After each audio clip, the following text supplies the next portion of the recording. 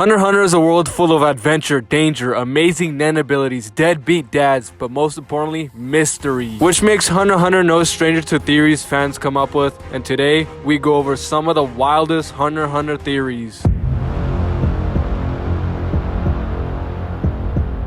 For those who watch Hunter x Hunter blind and deaf, Ging Freaks is the famous dad of Gon Freaks who for a big part of the story was trying to be found by his son Gon, and he didn't make that easy at all. When Ging was finally found, his big moment was being punched by Leorio.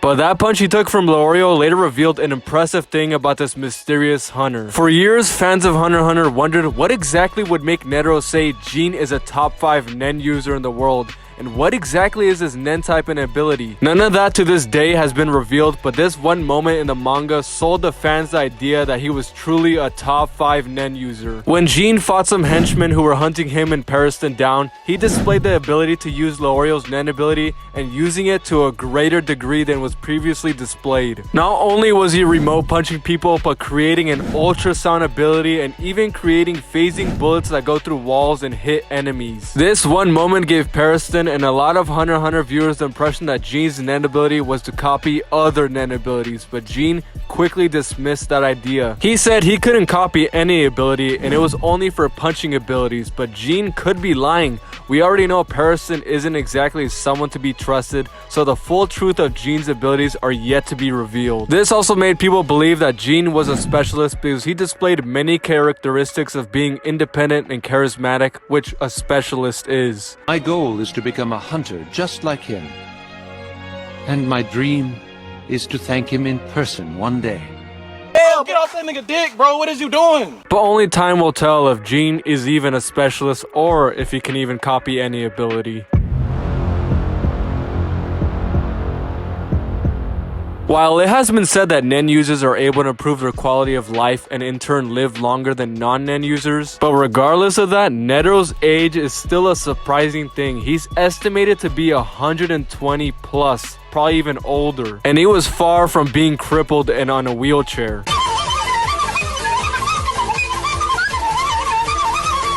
Compared to other skilled nen users like the Zoldyx, Zeno, and Maha, someone who was almost on par with Netero in his prime, Netero's age and condition is still an anomaly, which leads some people to believe that it's not just nen that kept him alive that long, but on his journey to the Dark Continent, he may have eaten nitro rice. Nitro rice is the ultimate secret to longevity that is able to extend one's life, and Netero may have gotten his hands on it and ate some.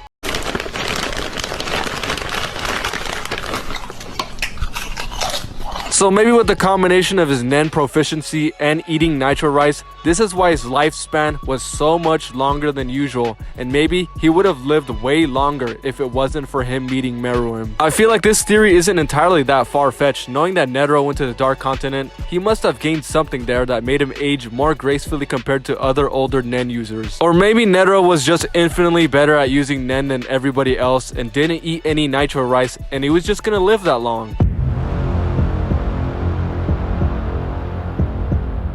Out of all the theories, this one just seems so good that it has to be true. The theory is that beyond Netero and Periston planted the Chimera Queen to wash up ashore the NGL so they would be able to travel to the Dark Continent. Netero, while he was alive, forbade travel to the Dark Continent, so it seems plausible that Periston and beyond planted the Chimera Queen in a country that had zero means of fighting back, which gave the queen enough time to create more ants who eventually through pathogenesis would create the ultimate offspring. And that ultimate offspring would intrigue Netero's search for a worthy opponent and maybe take Netero out in the process and itself. And we know how that went. Meruem and Netero were taken out and conveniently paved the way for Beyond and Periston to travel to the Dark Continent now. See, this whole ant from the Dark Continent washed up ashore randomly story seems so sketchy that maybe it was orchestrated and masterfully planned out. Not only is Periston cunning, he also has the enjoyment of hurting the things he loves, and he probably predicted that Netero, a person he likely loved and respected, would take care of the ants and in the end die.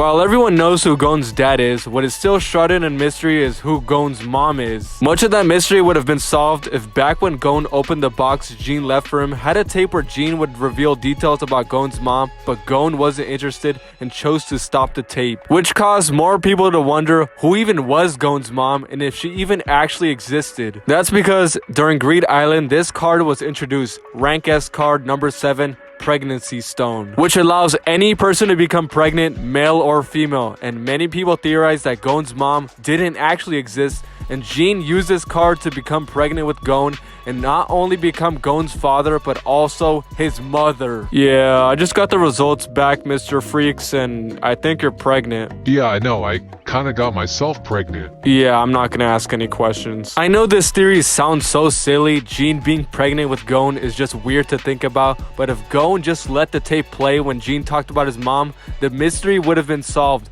It also would have been funnier if when Ging mentioned Gon's mom, he just said, "Yeah, buddy, it's me." Huh?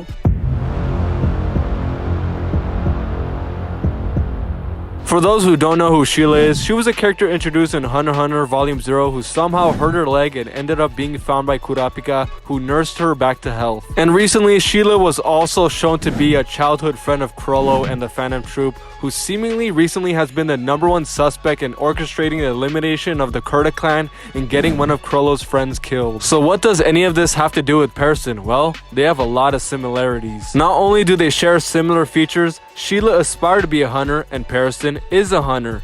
Person was the rat zodiac, Sheila wore mouse ears. And most importantly, when Person says he enjoys hurting the things he loves, which in this case, Sheila truly cared for Chrollo and his friends, and also maybe Kurapika, and just wanted to hurt them due to her own sick and twisted love, and then seemingly disappeared and changed their identity to Periston. I know you're saying, but Periston's a man. Well, a lot of characters in Hunter x Hunter who seemingly seem like they are female are male, and Periston could very well be a woman in disguise, but only time will tell if Periston truly is Sheila or not.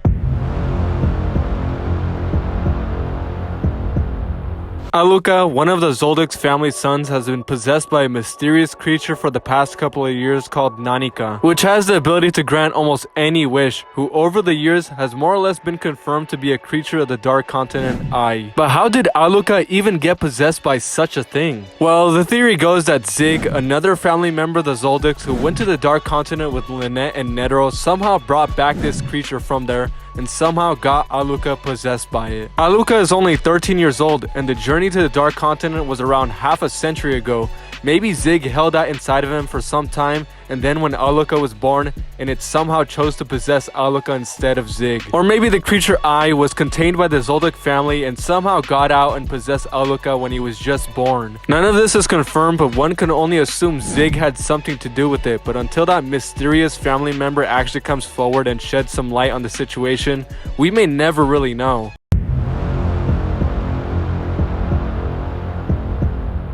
I've rewatched the 2011 version of Hunter x Hunter multiple times, and a particular character just suddenly made no sense to me at all, and that was Beans. The Hunter Association secretary, the one with the big old green head. Is he human? A magical beast? A creature from the Dark Continent? Just the guy cosplaying as a bean? No one ever really brings up that question to him in the show. He's just seemingly a bean. But then I saw the 1999 version of the anime. I haven't seen it in a long time, and witnessed this.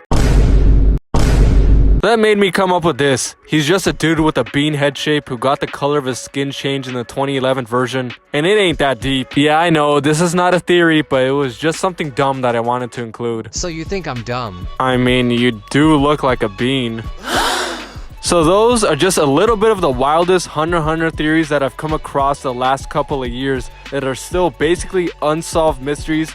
Maybe in the next couple of years, Togashi will tell us if any of these are true or just plain silly. So pregnant Gene Freak fans, don't give up yet, cause it might be true. But in the meantime, if you got any of your own crazy theories or theories that I may have missed that are even crazier than the ones I said, put them in the comments. And also don't forget to like this video, subscribe, and I'm gonna catch you guys next time.